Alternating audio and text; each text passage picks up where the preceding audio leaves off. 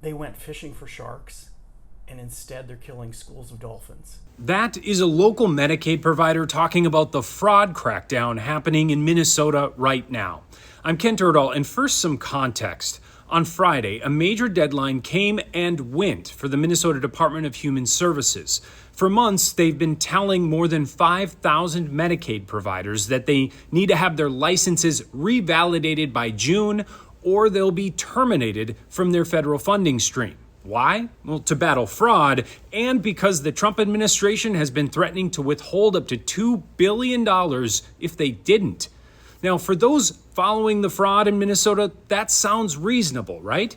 But keep in mind, providers say this is a process that has typically taken a couple of years. And days after the deadline has passed, there are all kinds of questions and confusion about who is getting money and who is not. A statewide network of providers is reporting that only about 1,000 have been validated. They say another 1,000 have been terminated, and that leaves more than 3,000 providers in limbo. Now, I would normally cite the Department of Human Services on those numbers, but they haven't provided them to us.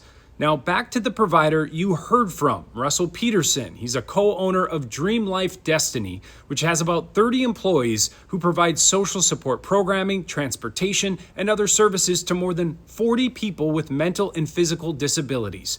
Russ says they originally received a termination letter, and we confirm that was due to a mistake on a form and a missing background check. But he says they corrected the form and discovered the state system keeps rejecting a background check based on a misspelled middle name.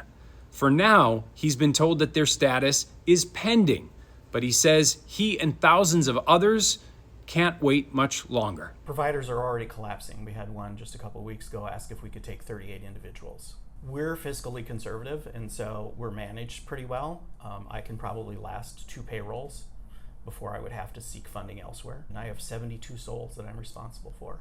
And I don't know what to do because they can't give us any information, and I don't know what the plan is or what the schedule is.